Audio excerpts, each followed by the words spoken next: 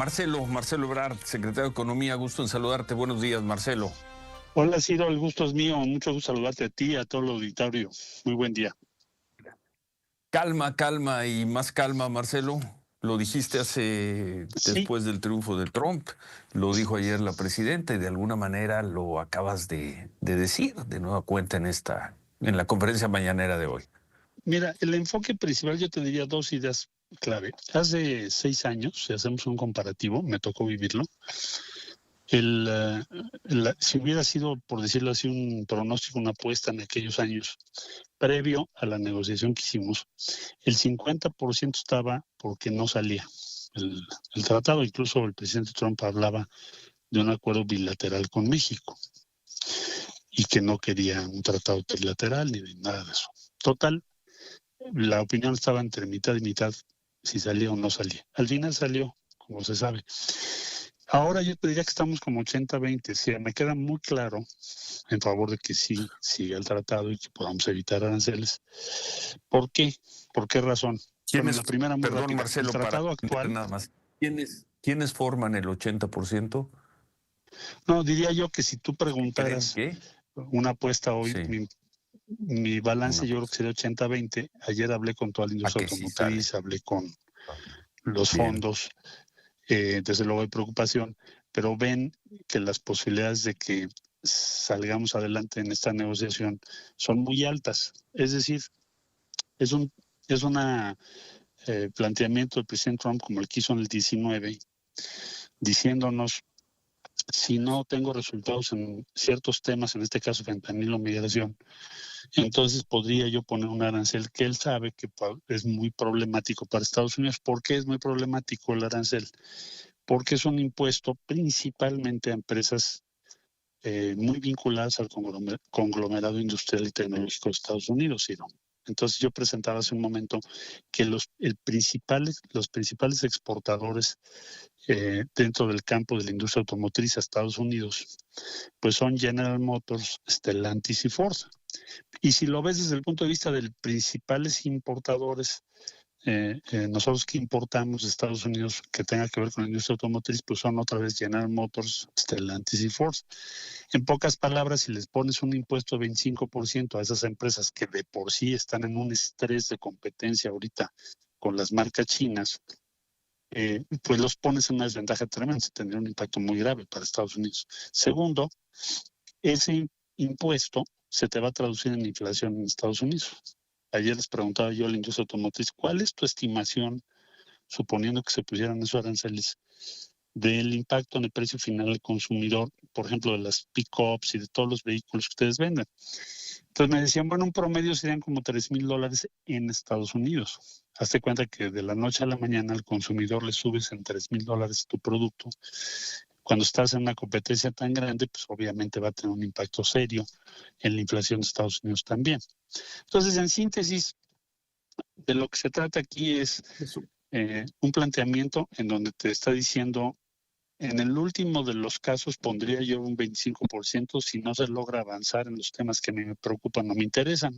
Entonces ahora lo que hay que hacer es abrir una negociación, un diálogo con su equipo, cosa que yo supongo ocurrirá pronto, y entender qué podemos hacer en las cosas que a ellos les preocupan y también nosotros plantear las que a nosotros nos preocupan, ¿no? O sea, en el caso de fentanilo, pues para México lo prioritario será reducir drásticamente el tráfico de armas que proviene y sabemos de dónde, y para ellos el punto principal será resultados de impedir que haya tráfico desde México de fentanilo. Bueno, pues entonces nos podremos poner de acuerdo. Entonces yo creo que estamos en un escenario transaccional al estilo del presidente Trump. Es lo que te quiero decir. Por eso 80% de la industria, de los fondos, asumen o piensan que vamos a llegar a un acuerdo pronto para evitar esos aranceles.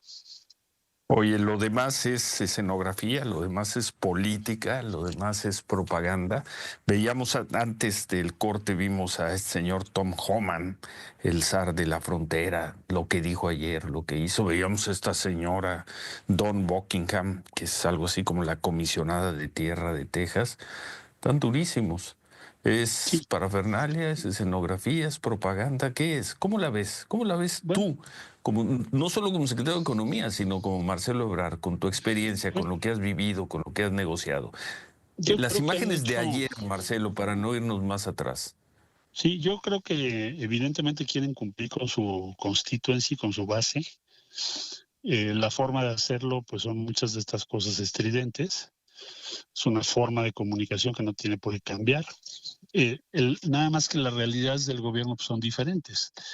La experiencia que yo tuve, no quisiera decir que no hay que preocuparse, desde luego que todos los días veo y tomo en serio lo que dicen, pero la experiencia que tengo es que las realidades del gobierno pues son muy distintas. Por ejemplo, cuando fue toda la campaña en 2016 del actual presidente electo Donald Trump, fue que NAFTA era el peor tratado de la historia.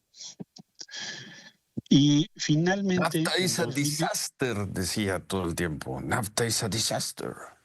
¿sí te Es acuerdas un que era una desastre. catástrofe? Sí, pero todo el tiempo, sí, sí. Disaster era la palabra que usaba. Esa era su bandera. Bueno, finalmente se llega a una negociación y en 2019 se firma en 2020, entra en vigor, perdón. Sí, Entonces, y ahora se llama USMCA o TIMEC. sí, sí, sí. Entonces, Sí, sí. con algunos cambios, pero es una obra de él. Entonces, cuando a mí me preguntan, oigan, ¿usted cree que va a dar por tierra con el tratado? Le digo, no creo, porque en primer lugar es un tratado que él negoció, y segundo, de que se firmó ahorita, el comercio de México y Estados Unidos creció 32%, y si ves toda la región, incluyendo Canadá, con todas las declaraciones de Trudeau, creció 48%. Entonces, imagínate tú algo tan exitoso, ¿por qué lo vas a poner en riesgo? Probablemente le pongas más cosas útiles para tu discurso, pero realmente las realidades del gobierno, la realidad de la economía, Estados Unidos depende mucho del establecimiento que tiene aquí en México. México ayuda muchísimo a Estados Unidos en términos de competencia y tiene que ver con millones de empleos, Ciro. Entonces creo que sí tenemos un buen argumento y una realidad que nos asiste para lograr el objetivo que nos proponemos, que es que no tengamos aranceles y que tengamos un buen acuerdo con la administración entrante. México va a ganar esta, entonces, Marcelo, escuchándote, esta tratado, aranceles, migrantes, armas, fentanilo, ¿México va a ganar esta? La vamos a ganar como hemos ganado otras. Yo creo que tenemos condiciones objetivas para eso que te digo. Finalmente, a ver, en fentanilo y migración necesitan trabajar con nosotros, también ellos. Hay una necesidad objetiva. Si no fuese así, pues imagínate, todo estaría en condiciones muy adversas para nuestro país, pero nos necesitan en los tres campos, en la economía, comercio, inversión, en migración y en la lucha contra el fentanilo, que por cierto ellos no han podido controlar la distribución en su propio país, ¿no? Pero en fin, a lo que La voy es no vamos a ganar. necesita. Y entonces sí creo que vamos a salir adelante. Precisamente preguntarte eso, secretario, buen día, porque me acuerdo que en el Hola. 19, buen día Marcelo, Hola, cuando Manuel. fuiste precisamente a hablar ¿Viste con cómo Donald va? Trump, tú decías el margen de maniobra, y nos lo dijiste pues una mañana, yo creo que horas antes de viajar, era muy chiquitito, muy corto, y la verdad es que sacaste ahí un acuerdo que tuvo que ver con algo bastante más complejo, que tenía que ver con las fronteras y con lo demás, Sí. pero se paró la amenaza. Ahora, en ese escenario, pensando, no eres canciller, me queda muy claro, esa negociación quizá le tocaría a alguien más, pero estás encabezando estas discusiones.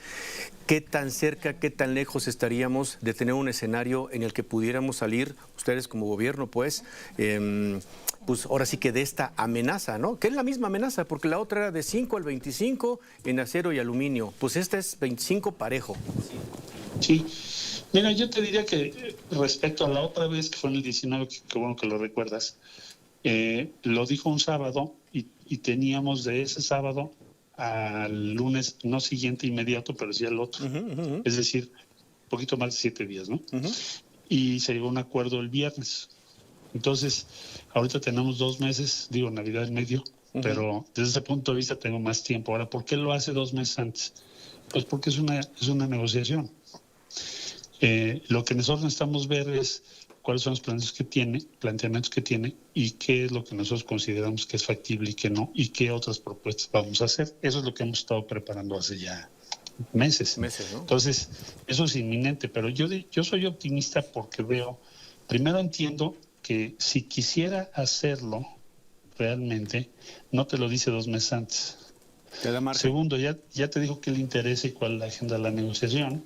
Y tercero, lo que queda por resolver es, bueno, entonces, ¿qué es lo que necesitas en cada materia? Por ejemplo, en fentanilo, ¿cómo puedes lograr mejores resultados? Yo creo que nosotros sabemos más que él cómo hacerlo, de nuestro lado, estoy hablando de México.